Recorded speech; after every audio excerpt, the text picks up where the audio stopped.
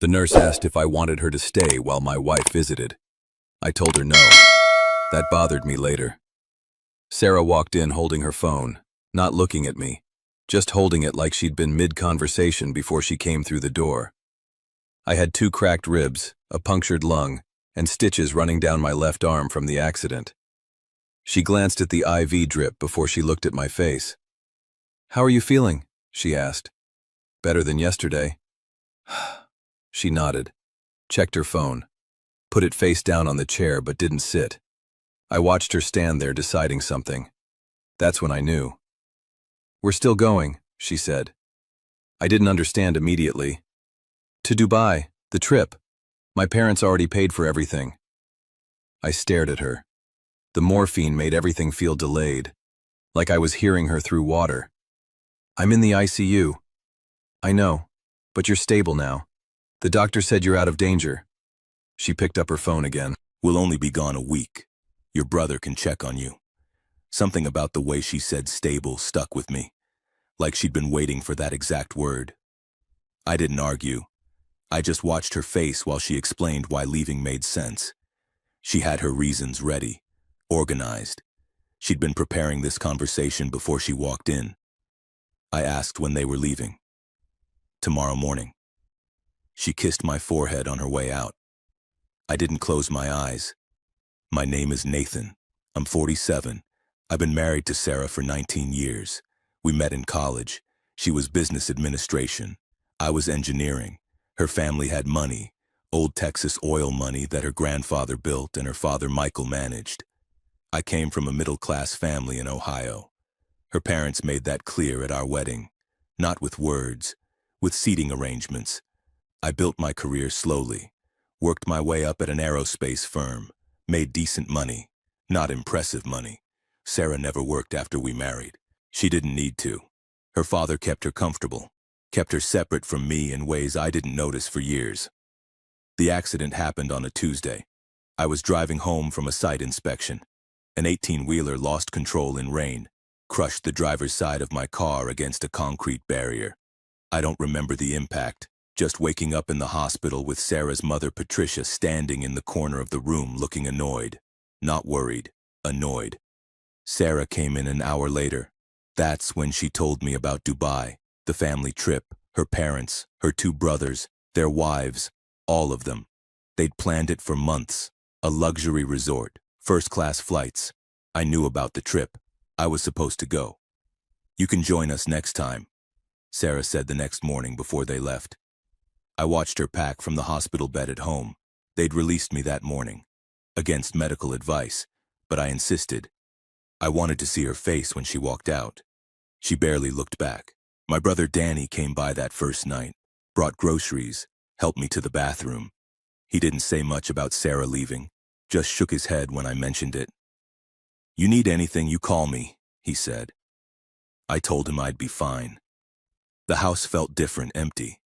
I noticed things I hadn't paid attention to before. Sarah's bathroom counter had receipts tucked beside her makeup, spa treatments, lunch places I'd never heard of, all dated during hours she'd told me she was volunteering at the museum. I sat on the bed looking at them longer than I should have. Her laptop was still on the desk in our bedroom. She'd taken her iPad to Dubai. I opened the laptop. No password. That surprised me. I went through her emails carefully. Most were shopping confirmations, newsletter subscriptions. Then I found a folder labeled Family Finances. Inside were PDFs, account statements, transfers. Her father had been moving money into an account under Sarah's name only. Large amounts, starting about 2 years ago. Numbers that made my chest tight. I recognized the pattern immediately. Asset protection, pre-divorce preparation. There were emails between Sarah and her father's attorney, dated back 8 months, discussion about Texas community property law, how to minimize my claim, phrases like strategic separation and evidence of abandonment. I closed the laptop, sat there in the quiet. They weren't just leaving me in the hospital. They'd been planning to leave me completely, and they were using this trip to establish something, a timeline, proof I was stable enough to be left alone. I checked the flight details on her desk calendar. They'd be back in 6 days. I called Danny at midnight, asked him to come over, didn't explain why. He showed up 30 minutes later with coffee, took one look at my face and sat down. What did you find? I showed him everything. The emails, the account statements, the correspondence with the attorney. He read through it twice, didn't interrupt. When he finished, he leaned back and exhaled slowly. She's been setting you up. For months. And her father's funding it. I nodded. Michael had transferred over $400,000 into Sarah's separate account. Money from family trusts that were supposed to be gifts. But the lawyer's emails made it clear. They were repositioning assets before filing, making sure I'd walk away with as little as possible. Danny found something I'd missed, an email from 3 weeks ago, Sarah to her mother, talking about the Dubai trip. Once we establish Nathan's stable and recovering, the separation timeline begins. Dad's attorney says we need evidence he didn't need me there, that he was fine alone. There was more. Michael says Nathan will probably just accept whatever we offer. He's always been passive about money. This should be clean. Danny looked at me. They think you're weak. They've always thought that. What are you going to do? I didn't answer right away. I sat there thinking about 19 years, about every family dinner where Michael talked over me, every decision Sarah made without asking, every time Patricia introduced me as Sarah's husband, like I didn't have a name. I'm going to disappear, I said. Danny waited. Legally, financially, completely, before they get back. I had 6 days. Danny helped me move faster than I should have. The pain didn't matter anymore. First call was to Martin Hayes. He'd worked with me for 12 years at the firm before leaving to start his own forensic accounting practice. I trusted him, sent him everything I'd found on Sarah's laptop. He called back 4 hours later. "This is organized fraud," Martin said. "They're hiding marital assets. If you file first and freeze accounts, you'll catch them mid-transfer. Can you document everything?" Already started. Second call was to Rebecca Cho, best divorce attorney in Houston. I'd never needed her before, but I'd heard her name in the industry. She had a reputation for destroying wealthy families who underestimated their spouses. She reviewed my evidence that afternoon, called me back at night. "File tomorrow," she said. "Before they land. I'll have papers ready by morning." "What about the accounts?" "We'll freeze everything. Joint accounts, credit cards. Her separate account too.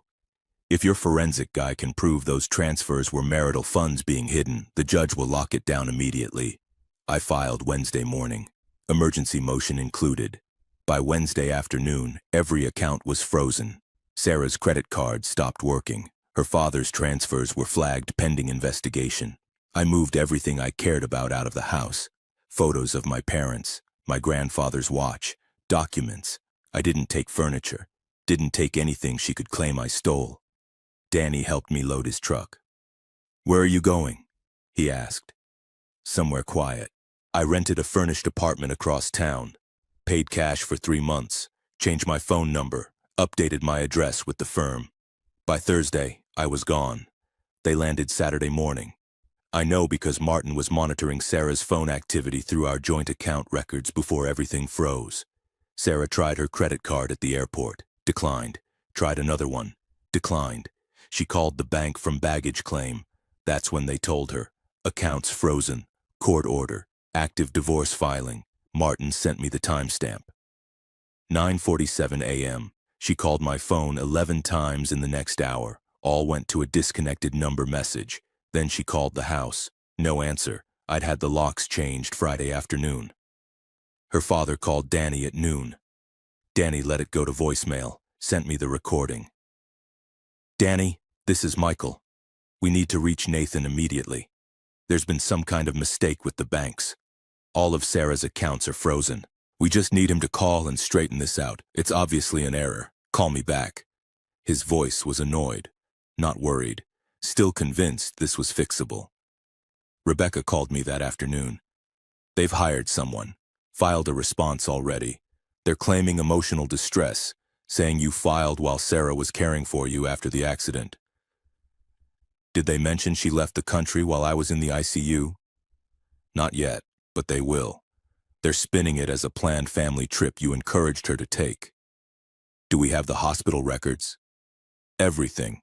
Nurse statements, discharge warnings, your brother's testimony about her leaving. The timeline destroys their version. I asked about the money. Judge reviewed the transfers, froze her father's accounts, pending investigation. They're calling it marital asset dissipation. If this goes to trial, Michael might face fraud charges. She paused. They're going to come at you hard now, Nathan. Let them. Michael showed up at my firm Monday morning. Security called me. I told them to let him into the lobby, but not upstairs. I watched from the second-floor window. He stood there in his suit, looking around like he owned the building, checking his watch, getting angry. After 20 minutes, he left. He tried Danny next, showed up at his house that evening. Danny called me while Michael was still on his porch. He's saying you're having a breakdown, that the accident damaged your judgment. He wants me to help him get you to a doctor. What did you tell him? That you're the clearest I've seen you in years. Michael left Danny a letter. Danny photographed it and sent it to me. It was an offer. Drop the divorce. Unfreeze the accounts. Michael would pay for marriage counseling. Give us a fresh start. He'd even transfer $50,000 as a goodwill gesture. Rebecca laughed when I showed her. He's panicking. The forensic audit came back. Your guy found $800,000 in total transfers, all marital funds. The judge is scheduling a hearing. The hearing happened Wednesday. I attended remotely, watched through video conference. Sarah sat next to her attorney. Her father sat behind her, Patricia beside him, all three looking composed, confident. The judge reviewed Martin's report, asked Michael's attorney to explain the transfers. Family gifts, Your Honor, completely legal. Rebecca stood up, presented emails, the attorney correspondence, Sarah's own words about hiding assets. The judge's expression changed. These aren't gifts, this is systematic concealment. He ruled in 15 minutes, all transfers reversed. Sarah's separate account emptied back into marital assets. Michael's legal fees denied. Sarah responsible for her own attorney costs going forward. I watched Sarah's face crack through the screen. Her father looked sick. The divorce finalized 4 months later. I got 60% of everything. The house, half of what Michael had tried to hide. My retirement intact. Sarah's attorney tried to argue she deserved more because she'd sacrificed her career for the marriage. Rebecca brought out the spa receipts, the lunch dates during volunteer hours. 19 years of Michael's money supporting her while I worked. The judge wasn't sympathetic. Sarah moved back in with her parents. I heard from Danny that Michael stopped speaking to her for weeks, blamed her for the legal exposure, for the failed plan, for not being careful enough with the emails. Patricia called me once, 2 months after everything settled. I almost didn't answer. You destroyed this family, she said. No, I just didn't let you destroy me. She hung up. I sold the house 6 months later, bought something smaller outside the city. Danny comes over most Sundays. We don't talk about Sarah much. Sometimes he mentions seeing her at the grocery store. She looks older now, he says, tired. I don't feel guilty about that. I think about the nurse sometimes, the one who asked if I wanted her to stay during Sarah's visit.